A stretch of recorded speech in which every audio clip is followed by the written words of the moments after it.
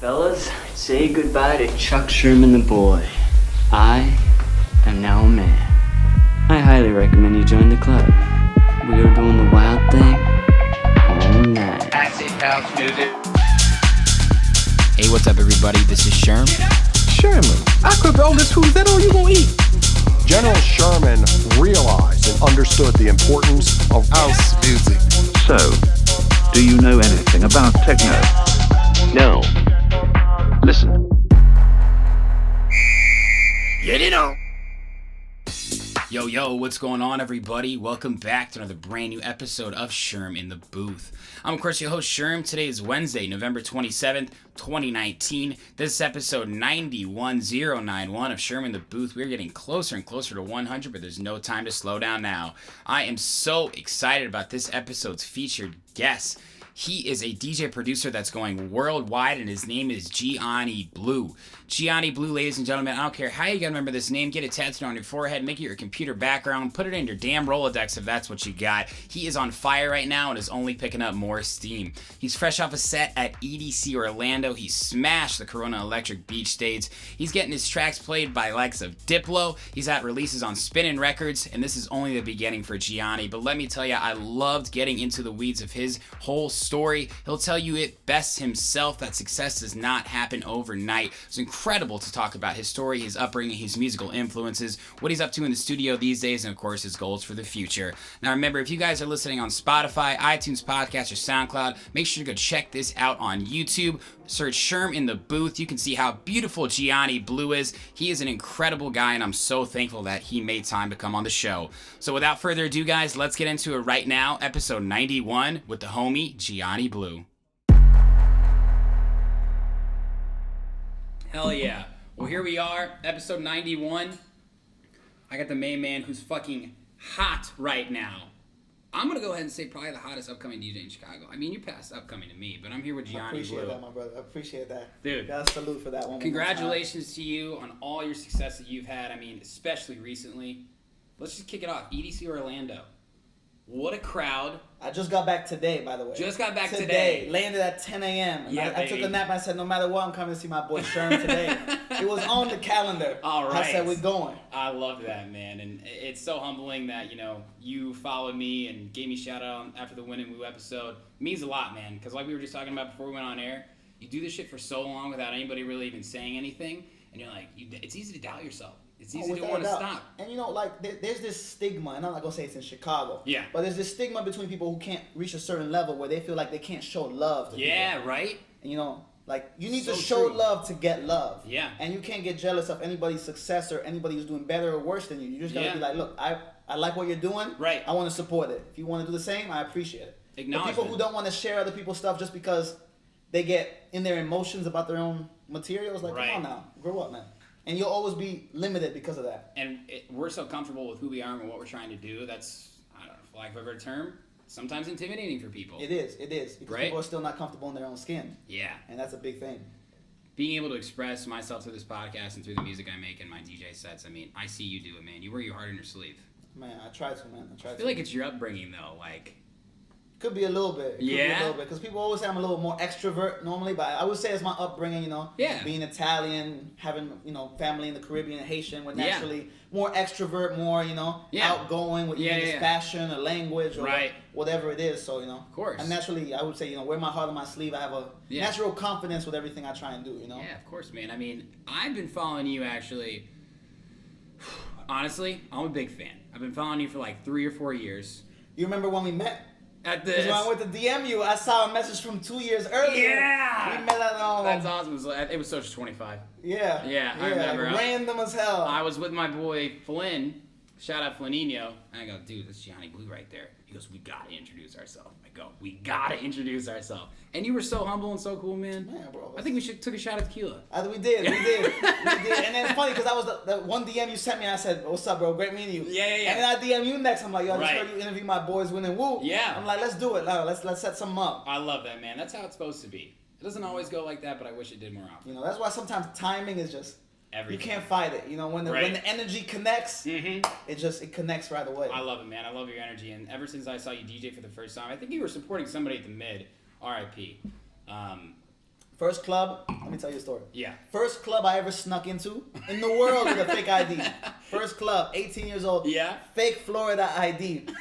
It was for a show with Bondax. Nice. And funny how life goes around 2-3 years later. I ended up playing with them and chilling with them for hours. Nice. But first show I ever snuck into was Bondax, and then first club I ever played was the Mid. Wow. So rest in peace to the Mid. Yeah, man. You played there a lot, though. Oh, I played there a lot, like at least 20, 30 times. 20, 30 times at the Mid. Yeah. Is that one of your favorite venues you've ever played at? Yeah, for sure. I mean, the sound was incredible. Oh, man. The energy was always super high. It got better, like, when all the management changed and everything. That's a fact. I had Phi over and then Mike Lang, and, dude, it just was like... just this raw, welcoming experience there, just the talent they would have. And I think it would have still been open, but that neighborhood just, 100%. It got an influx of money and construction. Yeah. I mean, they're putting like a 70-floor building there now, so Seriously. it's not going to compete with a 2-floor and club. like a Rascal Flatts restaurant. You know what I mean? It's not going to compete. That's the hottest neighborhood in Chicago right now. It It's is. the West Loop, Yeah. Randolph Street area. I mean, listen, they got bought out, and this Radius project is going down, though. You've been I'm seeing excited this? to see what it is. I'm not 100% sure exactly. You know more about it than me, maybe? It's like it's going to be a club venue. I don't know. That's the thing. They've made They haven't really said it yet. Very, like, what is this? But they're doing It looks great. dope. It looks I dope. follow them on Instagram. It looks Yeah, dope. me too. You're going to be playing there. You're No, just we sly. Look at you. You're probably we you're the gonna make it headliner for happen. opening night. Come on, we're going to make it happen. Got to. Bro. My God. Anyway, so how was EDC Orlando, man? Man, it was one of those things where it's like you work all those years to like have that one day where you're like, okay, this is what I did all this bullshit for, and sorry for Amazing. swearing. Go through That's all okay. I those, worked hard for the explicitity. You know what I mean? Go all those years through the ups and downs, Yep. and the slight depression, and is this Yeah. gonna be real? Yeah. You have one day like that, you see 3,000-4,000 people in the crowd, just What was your It's- set time? 4 to 5. That's It was prime. And 4 to 5. It was sunsetting when I finished my set. So if you look at some of the content, it's like that golden light. I mean, Yeah. it was magical, man. That crowd was huge. It was magical, man. When Were I you- did, so let me tell you. Yeah. I went out there, I was thinking, what can I do for this set to not only stand apart from everybody else, but to leave an impact? Yeah. So I had this idea, right? And I had this idea, I was looking at different performers, right? Like, you have the Major Layers who runs into the crowd. Can't do that yet because you need more production. You have the Steve Aoki who throws cake. Right. But I'm like, let me find something more unique for myself to do. I said, how about I throw some money into the crowd? Let me find something a little different. Yeah. But I had this idea, so I had a couple girls sit with me, and we were like, okay, we're going to write at Gianni Blu Oh. on $500 bills. All right. Front and back. So right there's a little effort. Took 2-3 hours to get done. Yeah, shit. So anyways, so I go into do the set. Yeah. I have 2 segments where I throw 250 at one point, 250 at one point. Throw the money into the crowd. I'm like, I'm gonna get all these followers. I'm gonna maximize this set. People are never gonna forget this because they're gonna be like, yo, It's this money. dude was throwing money in It's the crowd. money. They're gonna take Dude was it. throwing money in the crowd. Yeah. And I'm like, look at this. It's not only gonna be the people who grab the money who are gonna add me. Yep. That money's gonna have to be buy a drink, Oh my God. buy a t-shirt, and then that person's gonna be like, at Who's Gianni Blu. And then that guy's gonna give it to somebody else, at Gianni Blu. Yo, in that one weekend, I went up like 1,300 followers. No shit. Best marketing idea ever. This is copyrighted by me. This is Yeah. Copyrighted. All you out there know. For real. But it was like genius idea, man. Wow. You should have seen the hype, right? You seen when I started. I thought you were just throwing money. People were going crazy, but I'm like, I'm gonna put at Gianni Blu on every dollar bill. Wow. So it really means something then, right? And that's no fake followers, man. That's people that feel connected to you Man. from that experience, and then kind of like that's not a business card.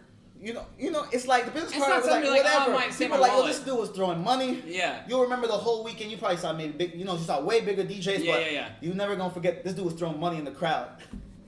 Dude, that's something special. You know, I did not know you did And that. that was only like, yeah, you could see it on the. I on saw the on- money, on but the I didn't know Instagram. you had Gianni Blu on. Oh there. yeah, no, yeah, you can't see that, yeah. That's genius. And though. then I got, the next 2-3 days, everybody's like reposting when they get home. Oh. I found you or whatever, and Yeah. I'm reposting all this. Wow. All these dollar bills. Holy shit. But it's just, just something to be different. Yeah. Just something to find a way to make an impression, right? Because you're on a Absolutely. stage like that where you're dealing with all A-level artists, where all the sets are hot, right? All the sets to a certain degree It's are fact, hot. right. But what are you going to do to make an impression? Yeah. That when you leave that weekend, Yeah. on Wednesday that next week, they're thinking, okay, that was hot. How Let do me see you what else. differentiate yourself? Exactly. You make people remember. And I've you. tried to always find different ways to do that, but I'm like, this is my biggest stage I've played at thus far.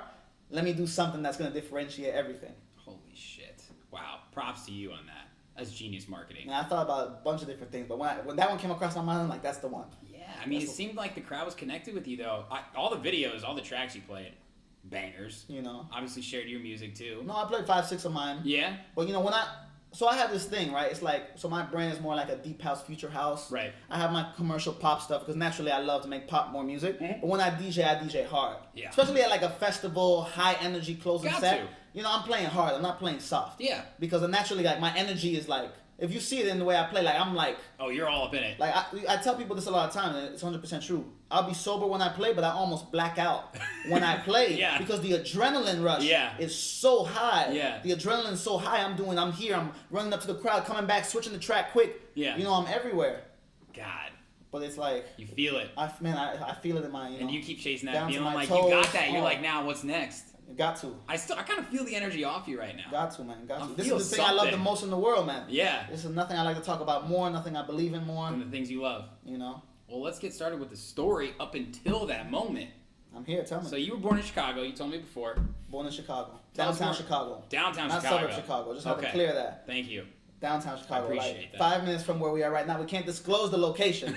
But we'll put it like this. Okay. I can see the Sears Tower. Yeah. I can see the Sears Tower. So we in the downtown area. Yes. Okay. We're not too far from your original home. We're not too So far. you're a Chicago guy, but you've got roots from all over, man. You said Roots from all over. Venezuelan and So Haitian and Italian. Both my parents' family were born in Italy. Okay.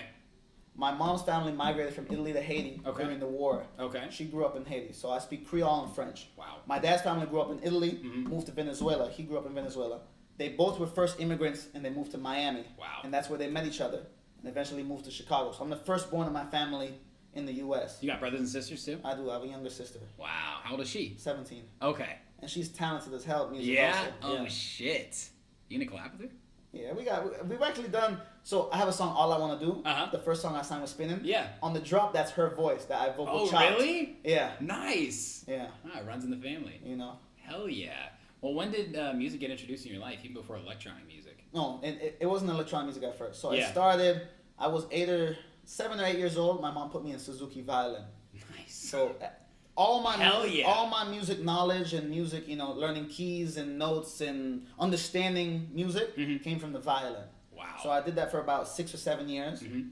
And then when I was in middle school, I started playing percussion. I started playing drums. Mhm. So right there, I had the music theory. I had the percussion.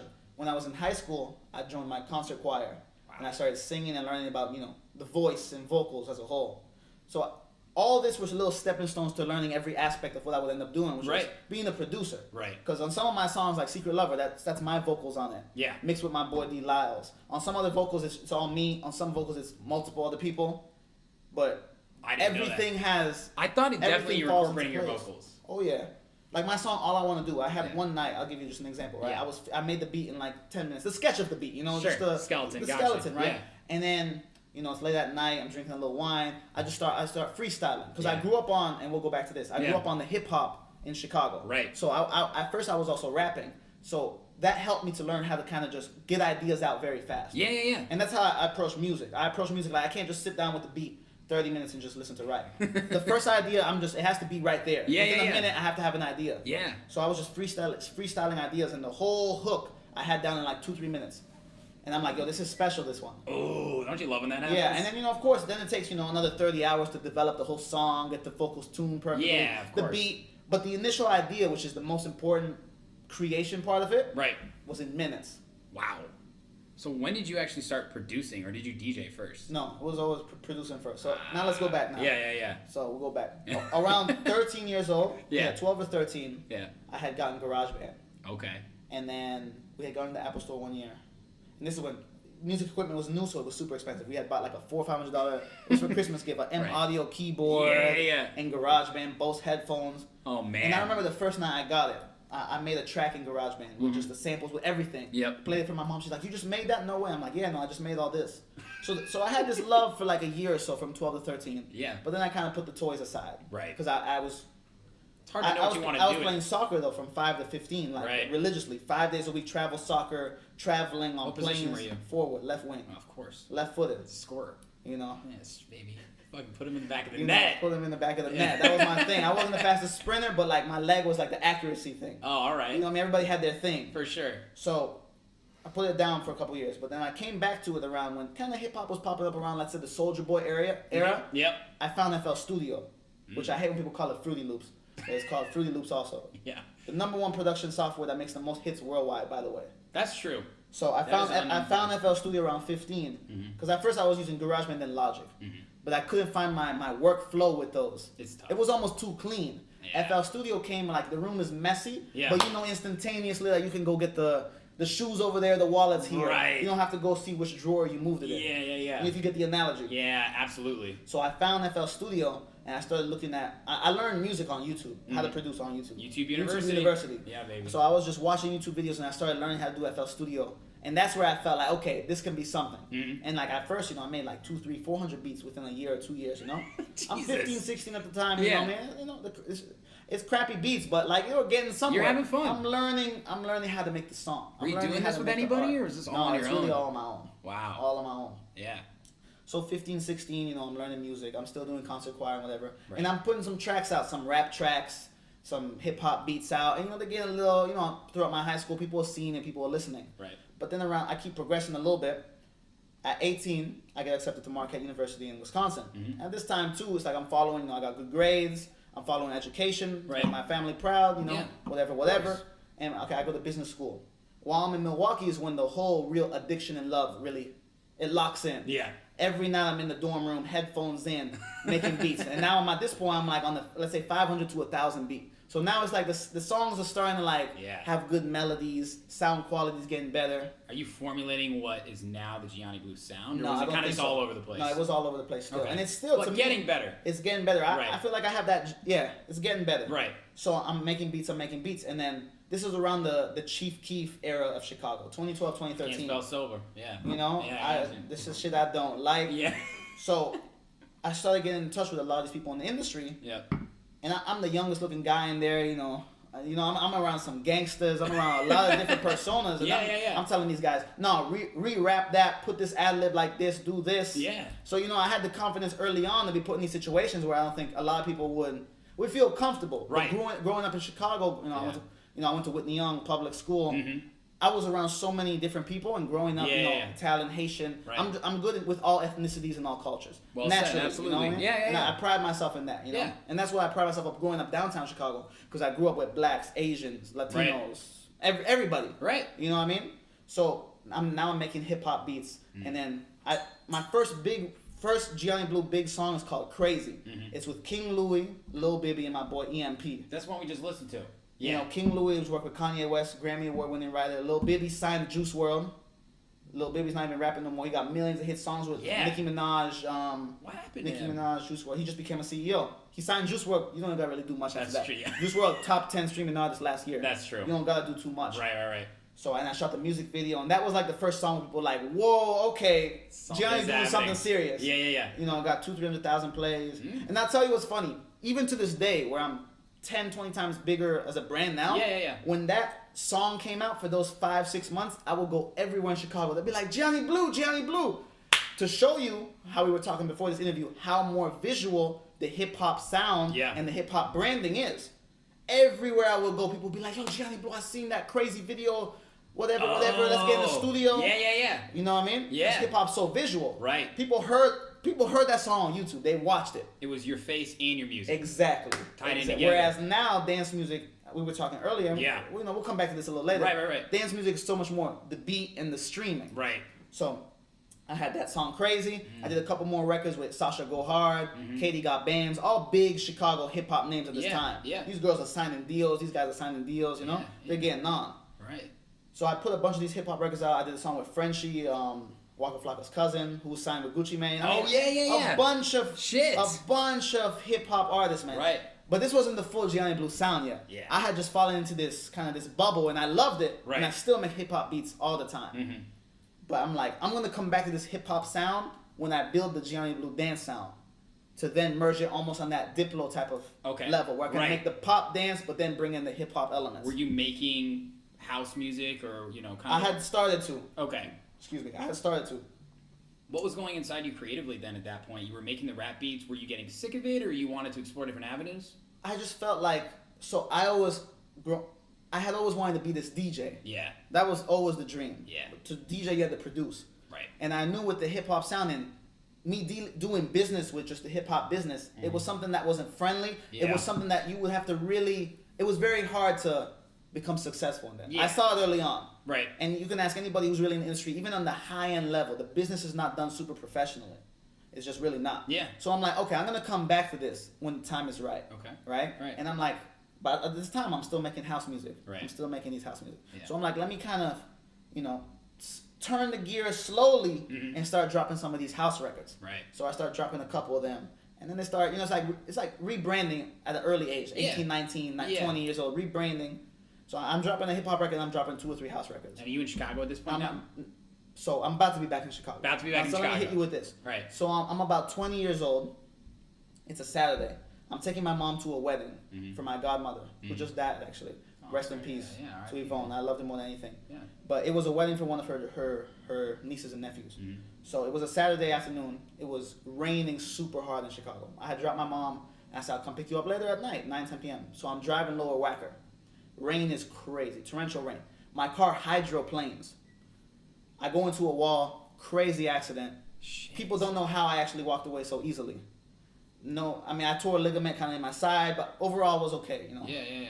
And that moment, I don't know what happened. The next 2 days, I started looking at, okay, I gotta change my life.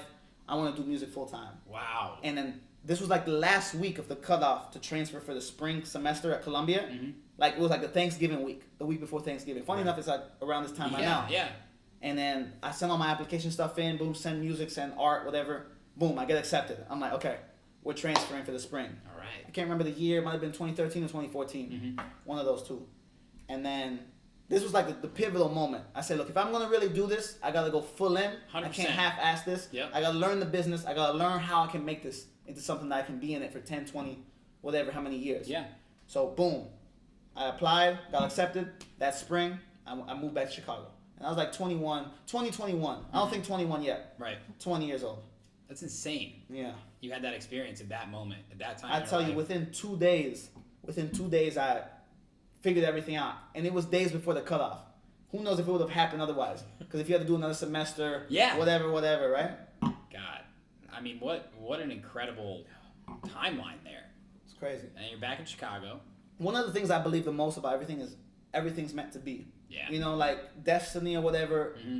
Whatever's supposed to happen is going to happen. I agree with that. Everything happens for a reason. The timing, whatever it is, it's like there's nothing that would have told me that I would have been in a car accident that week, trying to pick up my mom, Right. to go into thinking of switching schools Right. a week before the deadline, and then get accepted, and then boom. Yeah.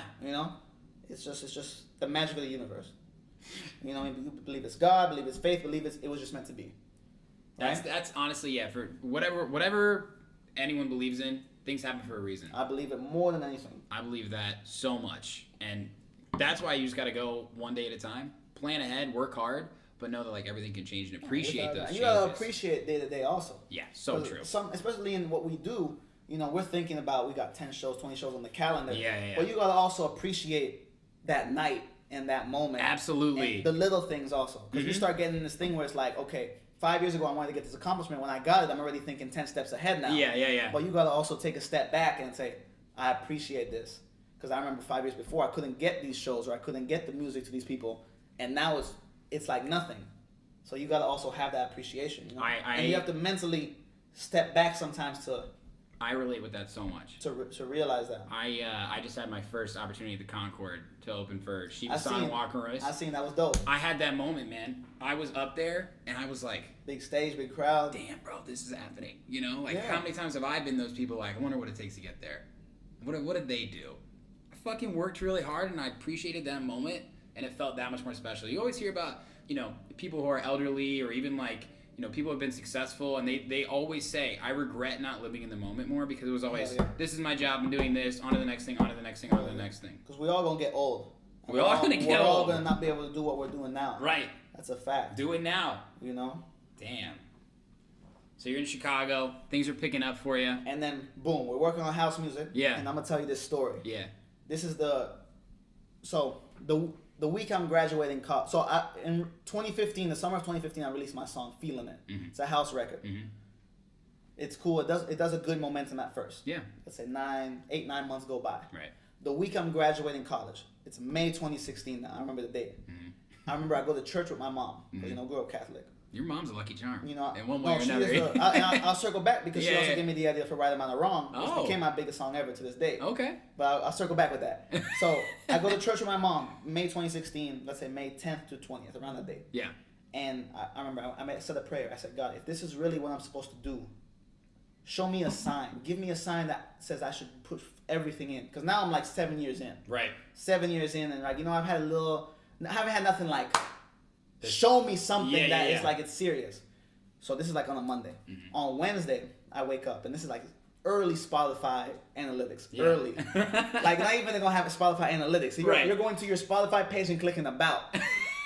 I go on the Spotify page, and I'm like, I went up 48,000 monthly listeners in one night. I'm like, what? How? And I'm like, okay, I look at the track, and I see my song, which was maybe at 50, 60,000 streams. Mm-hmm. Now it's at 250,000 streams. One night. What the fuck? And I click about, and I'm like, whoa, it's in the US Viral 50. And at first I'm like, what is this? So I go look, I'm like, damn, it's the most viral songs in the United States right now. Shit. By Spotify, right? Yeah. Viral. Yeah. Like, the Mecca. Oh my God, I'm starting to make these posts and everything. It's like Tuesday. Wake up the next day, go up another 100,000 monthly listeners. Global Viral 50. Like, top 50 songs in the world. I can't believe this. Holy shit. I get goosebumps when I tell this story. I'm getting goosebumps, It's like 2-3 days of this. Global 50, I'm next to Drake, Red Hot Chili Peppers. If you scroll down on my Instagram, you can see. Yeah. Day after that, I chart top 50 viral on Billboard. Martin Garrix puts the song in his playlist and his radio show. This is Thursday. I can't make this up. The same song, Feeling It. You haven't even graduated college. Friday, I graduate college. Fuck. Friday. That's crazy. On Monday, I was asking for a sign to show me that I should dedicate my life to this craft and everything. And it happened like that. That's and incredible. I knew I'm going to just hit this. I'm going to just full train ahead. Yeah. Full speed. We're going with this. What was that feeling like in terms of just clarity? Man, it was just showing that, this could really happen. Yeah. That the music that you spent years in the basement trying to make the sound hot, it connected with the people. Yeah. You know what I mean? Just maybe wasn't the right time. It just wasn't the right time. But you said 9 months later? The song was out 9 months. It had 100,000 streams. And you weren't really like doing it. You were focusing on the next thing. I was done promoting that song. Right. I was done. Of course. At that time, I wasn't promoting the songs like I'm promoting now. Yeah. I was done with that song. And then all of a sudden, like I said, woke up. In that week, I went up like 200,000 monthly listeners. 500,000 streams on one song. I was like, we're going with this. It's incredible. We're going with this. Wow. We're going. And then I graduated, and the year before so I graduated at like 22 and a half, 23. Mm-hmm. But when I turned 21, though, I had been producing, and people had already started seeing my name. Right. When I turned 21, instantly I was doing shows, though. Right. Throughout the city, everywhere. Yeah, everywhere. The Mid, everywhere. Soundbar, Vertigo Sky Lounge was like my first residency. That was my first residency. So I was hitting it hard. But when Feeling It hit it, I'm like, all right, now we can try and do bigger things. So I did a couple out-of-state shows, Wisconsin, Minneapolis. Right. That song ended up getting me 2 shows in Hong Kong. Yeah. That Feeling It song, I don't know crazy. why. Feeling It got so many streams from Asia. They were like, we want to bring you out here. Whatever, went out there for 2 shows, came back, and then on top of the world. Then we just hit the ground, and I said, all right, we got the business down. Now let's try and make every track as big or bigger than this song. Right. Because this song happened by luck, but now that we've learned more business, we've learned more marketing, we've learned more strategy, we've got more talent. Yep. You're always making better shit. True. You're always, every time you make a song, you're growing. Yeah. You never stop learning. You take certain elements, take what you like, get some feedback, keep making improvements. It's a time thing, right? Producing it's a time thing. It's just a time thing. It's a time thing. This whole business is a time thing. It is.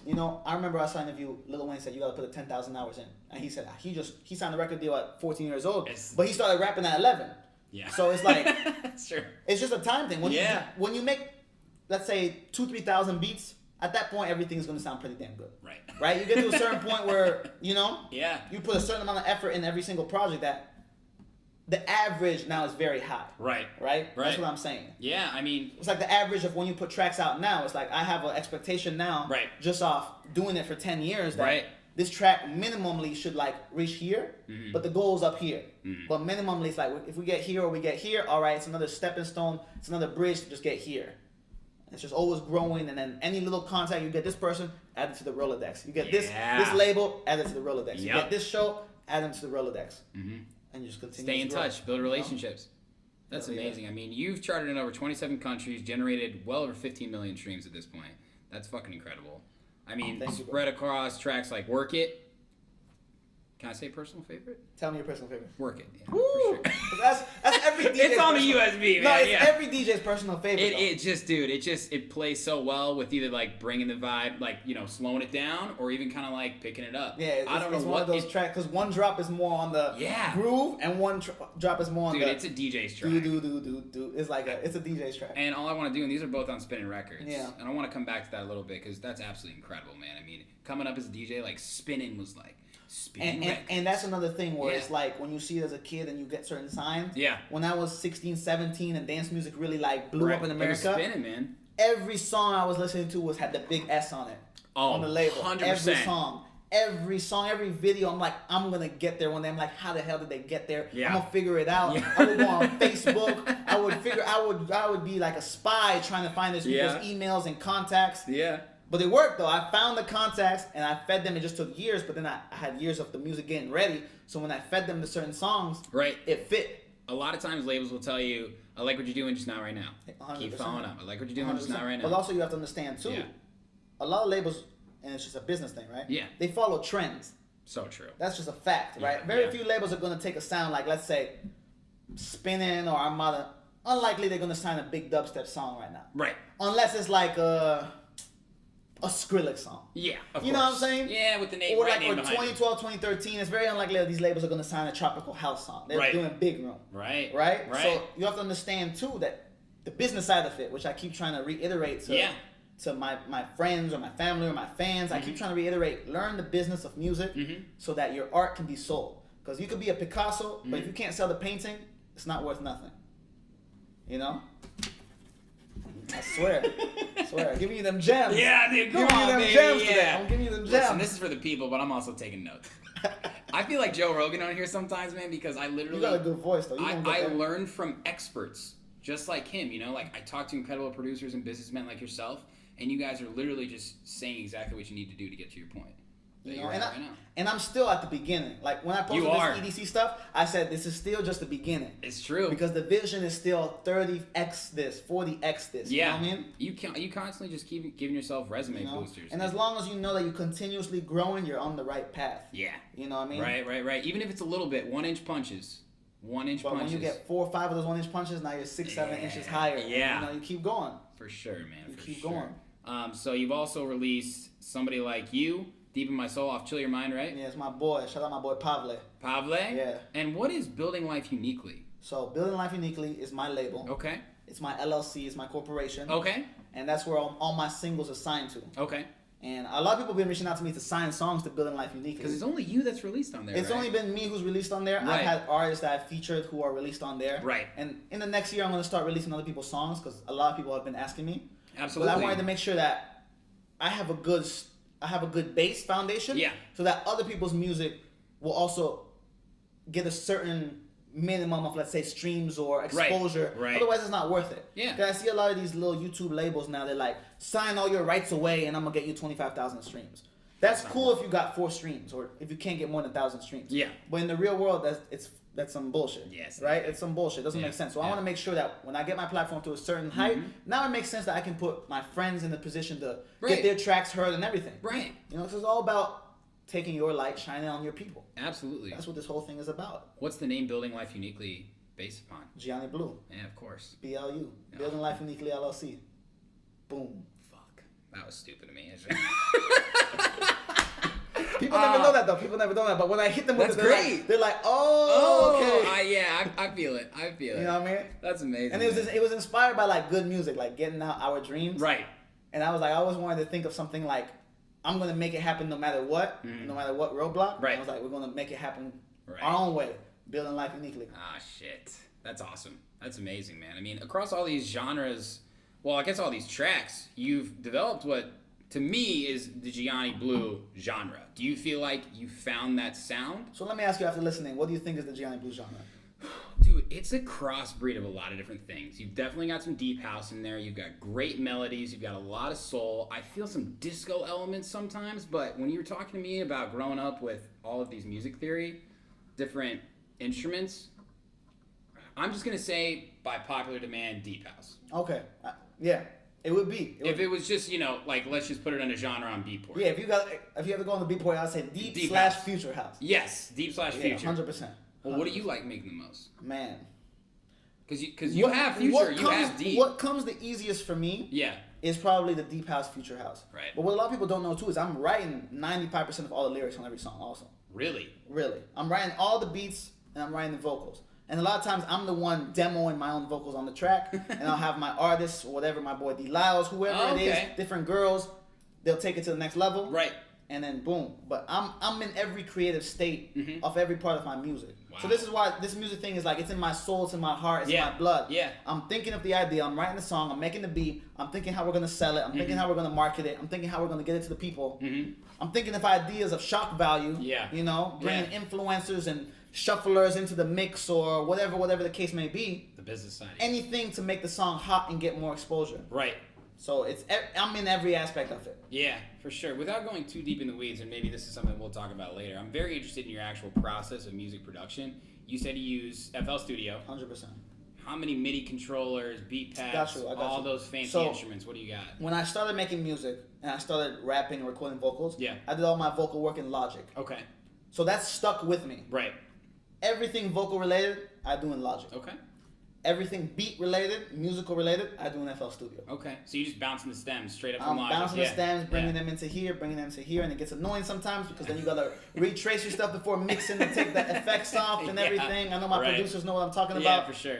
But it's just, Logic is vocals. That's how I see it. I know how I see it in my brain with that. Okay. And everything music related is in FL Studio. Wow. Got it. And of course I've dabbled in, Pro Tools and Ableton. You've heard the saying, everybody's got their toolbox.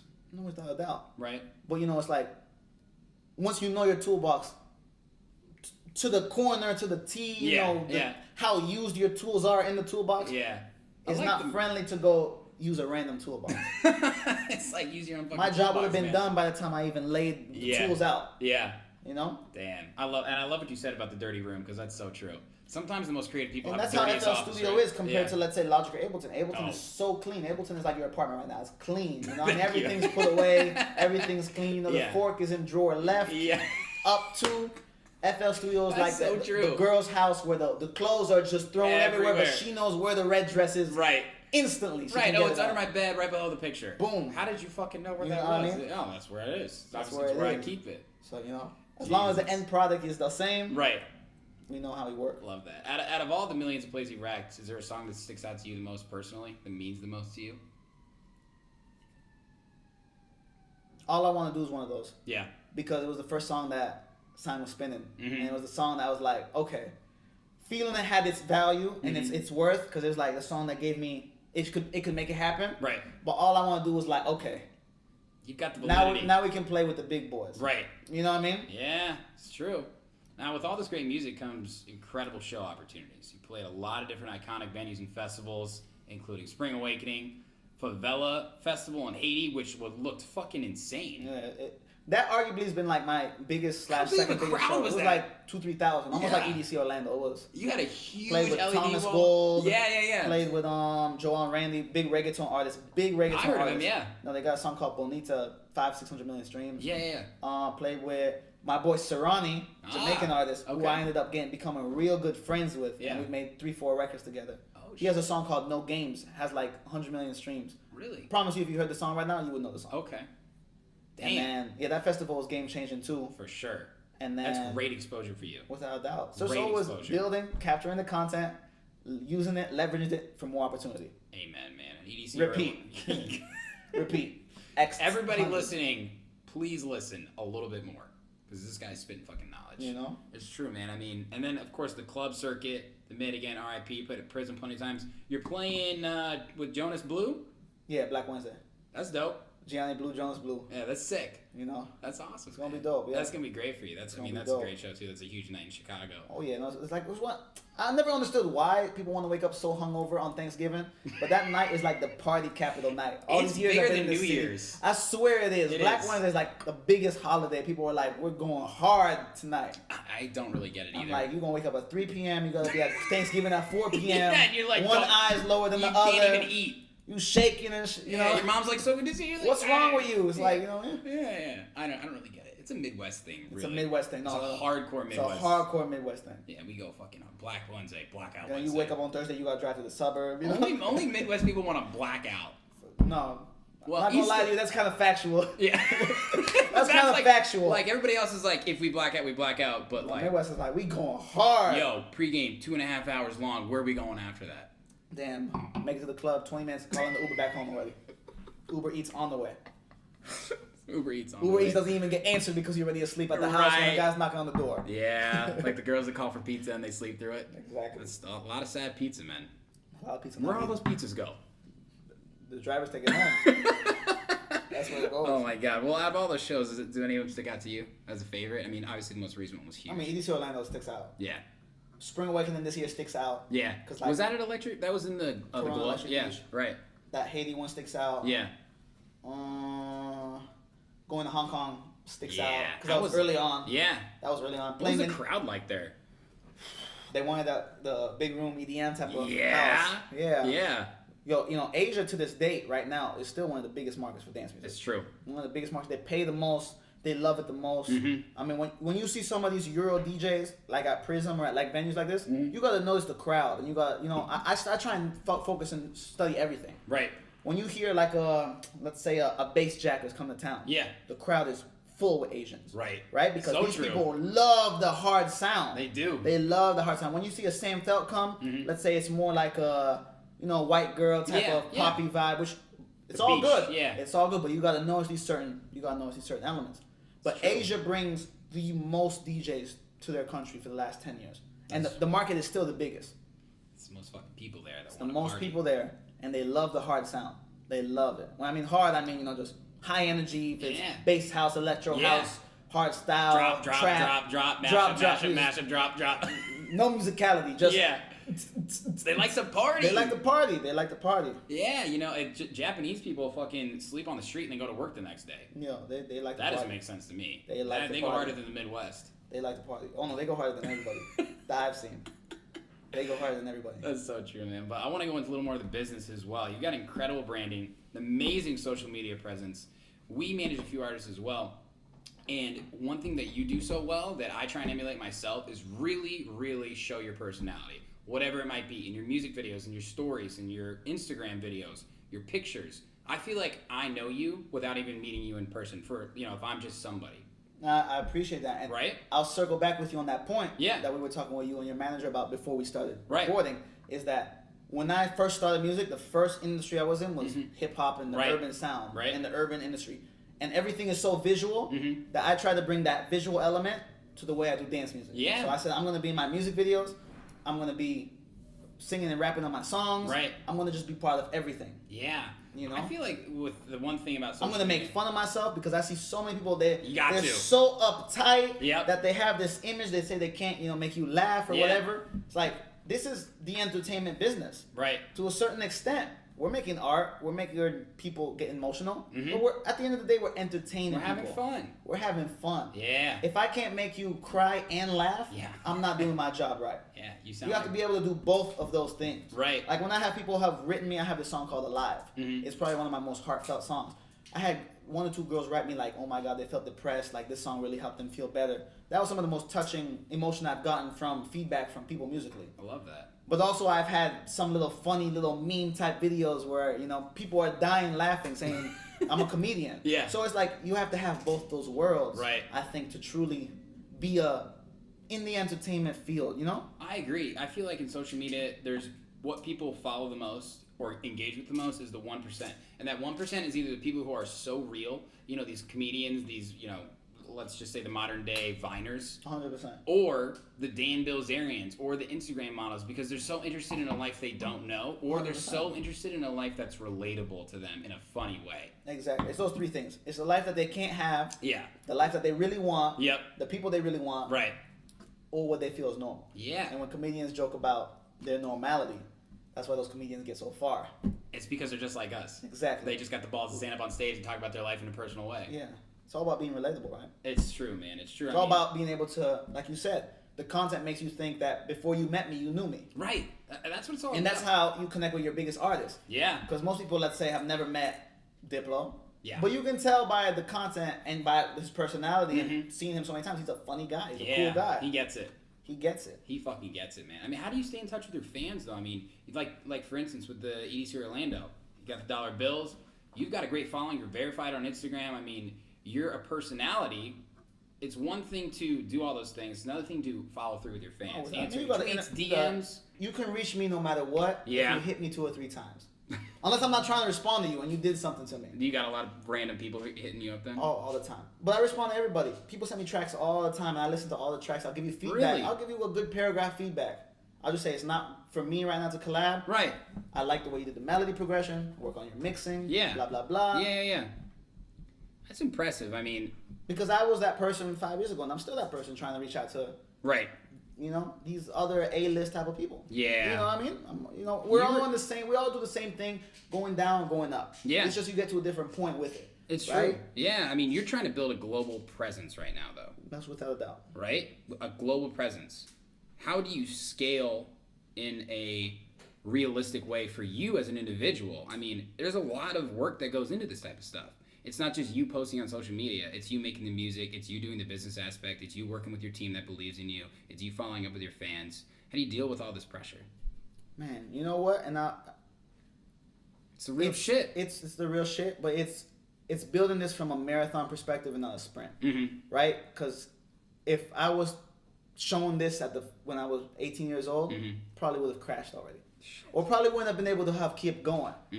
But because every year a little more happens, you get a little more pressure. Yeah. Then next year you get a little more pressure, a little more happening. That's the athlete in you, though, right? It's the athlete in you, right? It's understanding you still train every day. Right. You still go to the gym every day. Right. But you get to a point where when you know this is your life and this dedication, whatever roadblock comes, you gotta just say, all right, we're gonna switch the tire and keep going. Right. But we're gonna get you fresher rims and the car gonna go faster now. It's somebody's passing you a through ball, and you're gonna fucking beat that defender to it, exactly, right? Exactly, 100%. Do you feel like a little bit of being raised as an athlete or playing sports has given you the competitive edge against other people to work harder? It's given me the competitive edge. I would say more so with the repetition. Okay. To continuously do it. Practice makes perfect. That's more so what I would say the athlete in me Right. Is that, all right, you guys are not coming to the gym every day. I'm coming to the gym every day. Yeah. I might not be the hottest in the gym every day. Yeah. But me coming to the gym every day in 2, 3, 4, 5, 6 weeks is going to bring a pop product. Yeah. That now is going to be better. And then I'm going to repeat that. I strongly believe in that, right? I have the mentality that somebody else is going to do it if I don't. 100%. And everybody's doing everything now with the internet. Whatever it is. Somebody else is DJ, going to do it. if you're a vlogger, if you're a podcaster, if you're a comedian, everybody's doing everything. If you're a doctor, whatever it is, everybody's doing everything now more than they've ever done. Yeah, because there's more fucking people. There's more knowledge. It's easier to get the knowledge. It's easier to get the materials. That's true. It's easier to get the financing. Everything is just easier now. Yeah. So it's all about standing out the most. That's true. To go a little granular into that, in such a digital age where everybody has a social media profile, and it becoming so saturated also as a DJ and producer, and you've done a great job with your brand and everything again and your music. And I'm still trying to figure out how to do it more. I was going to say, what are you even doing now, even more so that you've gotten to this level? Do you feel there's an expectation of you? I mean, the only expectation I would say is good content, because I've prided myself with high quality content. Yeah. You know what I mean? I spend my money to make sure my content looks like it's the content from the top 20 DJs in the world. It looks like it. You know what I mean? It really does, man. I've prided myself with that. I mean, I've spent my money on that. What people have to understand too, and I think a lot of DJs, especially, I'm not gonna say Chicago, but people who are not getting to where they want, is I invest a large percentage of all the money I make right back into myself. You have to. I invest a large percent, over 50, 60%, all right back into the Gianni Blu business. Content, bigger singers, better engineers, bigger, whatever it is. You know what I mean? Yeah. Everything. It's true. You have to involve other people in these lanes. You have to. Like those shuffle dancers. First off, I just remember this before you came over. You had Jen Selter. Ooh, best remember ass that? in the world. Yo, that I'm was sorry. A big look. My girlfriend. All the guys were like, how'd you do that? Every guy was like, you got the girl with the butt on there? Dude. The video got 1 million views in an hour. I'm like, this is crazy. That gave me, because I've been on your email list for that long, and I remember getting that, and I was like, yo, this is like. I sent it to you? No, you've seen that probably. I got an email from like your email distribution or whatever. Okay, I've been on your like mailing list or whatever. Okay, it's probably because you downloaded a song from me on SoundCloud back in the day, and we got all those emails. There we go. Here you go with the Always business. thinking. Always thinking. You gotta collect the emails. If I'm not gonna get you on the Instagram, I'm gonna get you on the email. If I'm gonna get you on the Instagram, I'm gonna get you on the show. Yeah. If not, you might see one of my stickers in Chicago. I don't know if you remember that. That's true. You remember what I'm talking about? I had this. I've seen your stickers I had this places. Snapchat sticker. Like 3 years ago, I had this idea. We printed like 10,000 Snapchat stickers. Yeah. I had 3-4 friends. We spent like 5 days every night. We go out for 5-6 hours. We put stickers everywhere throughout the city. Yeah. Everywhere. I had like, one time I was getting like 8,000-9,000 Snapchat views. But that's when Snapchat was hot. So I tried to transfer them people to Instagram and that's Spotify and Facebook, and it worked a little bit. You got enough out of there. I got enough out of there. Yeah, I mean. And I got the memory that like, okay. Well, that worked. How can you take worked. that model and also apply it to different forms of social media? That's all it is. That's grassroots, baby. That's what it is. You got to get in front of the people. I always talk about how with all this oversaturation and so many things being advertised to you and nobody really trusting the internet anymore, people basically only trust word of mouth. You know? 100%. So what you have to do is get it in front of the people and get them to talk about it and get them to share it. 100%. You know what I mean? And doing stuff like that, you got to fucking go to the streets. You gotta go to the streets. That's Street where it team. goes back to the 70s, 80s, and 90s of Yeah. music distribution. Yeah, I know. You gotta put up 1,000 posters. Look, I used to hang up posters. Fucking worked. hell yeah, man! I'll still go put up 1,000 stickers right now if the Instagram scan code was more friendly. But nobody knows even how to go scan that. That's true. You know what I mean? Jesus, I man. would still do it, man, because this is what we're the most passionate about. We're gonna figure out how to get it. It's true, man. I mean, I want to get your perspective as well, just from someone who's rose up in the game. I mean, you've had write-ups from some of the best blogs and plays on some of the biggest playlists. I mean, Diplo and Friends, that's not a small deal. Groove on Apple Music, my personally favorite playlist on Apple Music. Not to mention, again, New Friday Crate Diggers. Like, Oh, all the time, that one. your music's in front of people, man. What does that feel like for you to get that feedback that not only is it good, but it's blowing up. People like it. It's not just like you send it to Diplo and he's like, yeah, it's good. I like it. I'm going to put it on my radio show. No, he played it a couple times, too. That's been one of my most proud moments. That Work It song is my most DJ played song. Isn't it Like, crazy how he's really transitioned over to this house music phase? Yeah, but He's with the times. It's with the times. He's with the times. He's with the times. When he was 2013, 2014, making, I can't remember the song right now, like, da-na, it's when he had to make the electro house type of. You talking about like when he was real mad decent? Like Exactly. When, You go with the times, though. Yeah, and it's that's true. why people like Diplo and Steve Aoki have stayed at the forefront of this, because they know when the genres change to just throw everything into that now to stay the most relevant. It's so It's true. a business. Look And at these Alesso, these too. people have 10, 12, 14 people on their team Yeah. telling them how to do this, bringing in the newest songs, Right. strategizing how they're going to approach the market. Right. This is what people don't understand. Everybody wants to be a DJ. You're building a business. Yeah. You're building a business. A global brand again. Exactly. So always keep that in mind. Why do these big guys get bigger? Why does Tiesto continue to grow? Because he stays with the times. Look at Stays with the Alesso, times. Diplo, Steve In every Aoki. aspect of it, content-wise, music-wise, social media-wise, the way they DJ-wise. Yo, when 2012 was around, I used to hate it. Every DJ would run the song 2-3 minutes long. Yeah. And like I have ADD when I DJ, and that's all, but the people have told me this is why they love the way I DJ is because I can't play a song more than a minute. Right. In and out, in and out. In 60 minutes, I'll probably play between 55 and 60 songs. God damn. Every time. Every time. Every time. The least I'll play is 50 in the 60 minutes. Really? Yeah, and they'll probably be my songs that I let both drops play. For real, 100%. I think you got to. 100%. Your DJ style definitely is fast-paced, high intensity. Fast paced, and they'll do it the way I'm dancing, I'm jumping. You ever prepare? I'm on the mic. Yo, and I'll tell you this one thing too. Yeah. And this is one of the things I feel the most proud about when I DJ is that every set, I'm not gonna say is 1,000% freestyled, but it's majority 75% freestyle. You come in maybe with a except playlist. a Spring Awakening or EDC Orlando. Yeah. I have 2 or 3 playlists where I kind of just threw 2 or 3 sets of tracks in there. Right. But yo, any club set is 1,000% freestyle. I love that. And people love it because I'm with the people.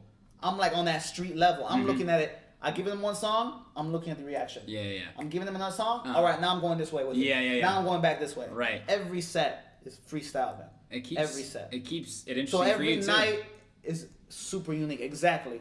And that's what keeps me loving it. You have to. And I had seen this interview with Laid Back Luke where he said even the biggest stages on the festivals, he's freestyling everything. Yeah, I love Because it. when you're a real DJ and you're with the people, you can do that. That's It's true. not some of this cookie cutter, like, I'm playing the same set, the 70 shows I'm playing around the world. Yeah. That's cool if you're doing that with the super light setup and the certain CO2 and, the production. Yeah. I hear you at that aspect of it. But, like, all that club stuff is like, it's in that moment. It's what you're feeling right there. Isn't You're it with the special people. when you feel like you kind of deliver it with the crowd? Exactly. There's nothing That's like what it's it. all about. There's nothing like That's it. what it's all That's about. why we do it. That's why we do it. That's why we fucking do That's it. why we still want to do That's it. why people go. That's why we still want to do it. Would you want to do it if you're playing the same set every night? No, and I think that's probably the biggest You're, fucking you're, game a, changer you're, for you're a people. machine then. You are. You know? A lot of these top 40 DJs, man, it's tough. And a lot of these top 40 DJs are DJs only, Without a doubt. and it's really And tough. I love doing open format though. Don't get me wrong. For sure, I do too. Yo, I was just in Miami. I was playing reggaeton yeah. all You're night. not playing a festival set. But that's because I pride myself in being a music connoisseur. Like, I know all the Latin songs that are hot, and I know all the songs that are about to be hot. Yeah. I got playlists for that. I know all the house records that are hot, all the ones that are about to be hot. I got all the rap records, I got all them. Because I listen to everything. Yeah. I'm a sponge with the music. Right. So I can go to Miami, play 3 shows, and 90% of each of those sets is reggaeton. And I got the people, girls, shaking their ass and everything. You know? For real. I love that, man. You love DJing, right? I love DJing, man. Yeah. And I used to love producing more. Now it's almost like I love DJing a little more. Shit. Because when you're in the studio, it's one certain thing, right? You're creating the art, and the art creation's a beautiful thing. Right. But you have to get nitpicky with it, and you listen to the same song 200, 300, 400 times. But when you're I in know, the you club, every night is a different vibe. Every set, and when you start growing with it, then traveling, it's like everything's a different experience. There's nothing I love more than music, traveling, and food. So when you get to play the music picked a bigger, good job. you get to travel, and you get to pick the food. Those are my favorite things, man. Now, do you think since you've gotten to this level where you're getting great shows, when you're in the studio, are you picturing tracks that will work well for a 100%. festival? Yeah. Yeah, I'm Right. starting to think about it more so. Right. And I have been putting out more deep house and future house, but now I'm looking at like more future house, electro house. Right. But also, like I said, I have like 10 pop records ready to go. Yeah. That I know they're gonna impact like my pop records having that, let's say around 1 million plays if they put out the right way. Right. But I'm focusing more on that underground house sound, like Work It, Yeah. which is very unique but very underground type African element voice, Yeah, whatever, because right. I want to put those records out. So more of those shows will happen. You get what I'm saying? Of course. You know? It's kind of crazy once you, when you're in the studio before you start playing shows, you're just making whatever feels good. And then honestly, you have to have that, we can say it again and again, the business mindset of, will this work for this? Will this work for that? Do I want to market this song as a festival track? Do I release it before the summer comes when it's festival season? Ooh, March is when you release the festival anthem. Exactly. People don't know that. Right? March, And those April. tracks are done By a year May, in if you advance. don't got it out, I don't know. I don't know. It's for next year. It's for next year. You gotta know. And you gotta start touring in fucking South America because it's summer there. Exactly. Yeah. All that stuff plays a part in everything, man. That's all so that true. stuff plays a part. That's so true. Now, I want to get a little deeper. Being a creative, let alone a DJ producer, something where everybody can have an opinion of what you do, whether they know what you're doing or not, can have its ups and downs, Of course. right? What's been a professional or personal obstacle you've had to overcome, and how'd you do it? You got a great support system with your family, obviously, doubt. right? They've been there for you. For sure. But Yeah. first, you gotta show them that A, this is what you want to do, Right. and B, you know how to make it a business, which I keep always reiterating because, when you come from a different background, like I came from, Yeah. an immigrant background. Yeah. You gotta show them how you're gonna make it a businse. Yeah. To make money. Did you have to do a Just what it PowerPoint is. presentation? Man, I used to Pretty do much. When I was at Columbia, I was making PowerPoint presentations. And I would always raise my hand first Hell to yeah, make you a did. statement in the class. You I were would. a great student at I that. would. I was Yeah. a great student, man. Yeah. Especially when I started studying what I was passionate about. I loved coming to class. Yeah. I loved coming to class. I love that. But I'll tell you the obstacle. Yeah. Right from the jump, around 15, 16, when I started putting hip hop records out, it was my biggest obstacles because I was putting the stuff out straight out, and you know how young kids are, making fun of you, joking with you, this is crap, this is shit. Of course. You know what I mean? And if I had let that stop me, I would never be doing that now. People would make fun of me, but I would eat that shit up. Right. I would eat it up. I'm like, cool, you know what? You don't like this one, you're going to like the next one. Or if not, Yeah. 30 tracks down, you're going to like it. And then the kids who were making fun of me Yeah. in high school, I'll tell the story for the kids who get bullied, I'm going to give you some real gem. Yeah. For the kids who get bullied, the kids who would make fun of me in high school ended up now working at McDonald's, which that's nothing wrong to do, but who dropped out of high school or dropped out of Yep, college yep. because they didn't have a passion or love for anything they wanted to work on. They're the ones asking me for guest lists now, and Yep. oh, you so hot now. Let me help you do this, blah blah blah. They're the ones who are talking about you, You know what saying, I mean? I knew this so guy. I was never friends let with this nobody guy. bring you down. Yeah. Because the only person who's going to bring you down is yourself. Only you're going to stop what you can do. I love that. You know what I mean? And if you let this fucking phone impact your mind state too much, Yeah. this is a bad. This is supposed to make you money. Yeah. This is supposed to make you grow. Yeah. This is not supposed to make you depressed. Yeah. When it's making you depressed, put it to the side. I'm telling you. It's as simple as that. It's as simple as that. Believe in yourself so much that failure is not even in your mind You anymore. gotta just right? believe that you're the best. And you gotta work like you're the best. Yeah, Because you could believe it and not work. It doesn't do nothing then. it's true. So true, man. I love that. Now, something I love asking people, especially people of your stature who grew up in the past decade with so many different music genres changing. Like I said, the rise of big room, like you said, progressive trap, Flosstradamus' time, and then it was the rhythm, and then it was whatever the hell was going on after that. I don't even know what that genre was. Now it's house. Oh yeah. What do you think the next decade holds, though? I think the next 2 to 3 years are gonna be house oriented. Yeah, Kind of underground house, Mhm. clubby, warehousey stuff. warehousey, Yeah, like, you know, shake your ass, lights flashing type of house. I like that. From there, I don't think nobody knows. Yeah, I think it's gonna go back pop like Mhm. it did in 2015 with Chainsmokers. 'Cause Yeah. This whole everything is cyclical. true. Look, there hasn't been too much dance pop recently. No. The last year or 2 years. Mhm. Let's have the house underground. Yep. Excuse me, and it's gonna go back to pop. I think. Yeah, I agree with that. You do see these big acts, the Chainsmokers, Millennium, all those types of guys, right? They blow up, but then those kids grow up and they want a little something more, Of course. right? They course. want a little something more. I always use my brother as an example. I went to DJ one of his college frat parties like 3 years ago or something. I came ready to go thinking, okay, what's the top 40? What's the hottest song on iTunes or whatever? I go in and I put a request list over there. Mala, Chami, Confessions, Well, you Deep weren't House. expected. I'm like, you gotta be fucking kidding me. Let's go. Let's Dude, go. I got music Ah. for this. But they Yeah, want a little more. Of course. Right? And now these days too, with how speaker systems are and festivals and club setups, dude, people want that fucking bass. And where do you get it the most? You need the bass. You need, You the bass. Sometimes you don't even hear the high end, but you need the bass. You don't even hear the high That's end. so I true. play some shows, man. I can't even barely hear the words. All you hear is zzz, zzz, zzz, zzz, zzz. As long as you got the beat, though. There's As long as you got the beat, shit. There's a fine line, man. There's a fine line. I agree with that. I think a live aspect is going to come to play a lot more, whether it be with live singers, whether it be with live instruments. Gorgon City is a big inspiration for me. Hell I yeah. think they do a great job of live house music, let's just call it. I saw them play. They do this, live tour. Odessa is a good example as well. They're really, really popular because they do bridge the gap of pop, also indie, alternative, house. Well, that's what made the Chainsmokers take it to the next level. That's true. Because they had the hits. Right. But then they said, all right, hold up. We're a band now. Yeah. They put the guy to pretend to play the piano and hit the drums, which bet now he's doing it for real. Right. Then they got the guy with the drums with the fire. fire. I mean, it's a production. These now. rock star, You modern a rock band now. stars. You a rock band now. Though. You know what I Yeah. mean? When you're at the United States, you a rock band. You need to have the image Yeah. because no DJs are playing at that level. This isn't the Kygo. Aragon. He's playing the real actual Right. concert. Piano, symphonic piano at the Yeah. shows with the solos. Right. Bringing out the singers. No, for sure. I think it is a good thing though, because guys like that are paving the way for DJs too. It kind of gives. I mean, like you said, your parents probably were like, and my parents were like, "Is there money in this industry?" Of course, because These days, yes. I mean, I would say the most earning, the biggest music genres in the world are hip hop, Yeah. pop, dance music. Yeah. It's true. Because look at this, and it's unfortunate because there was so much art in it. But like, if you're a rock band nowadays, Yeah. and you got 6 people, Yeah. and you're taking a $200 gig, it's rough. It's rough, but that's It's how rough. it is, right? And then for you to even get that one gig, it's Yeah. at a venue, which is hard tickets.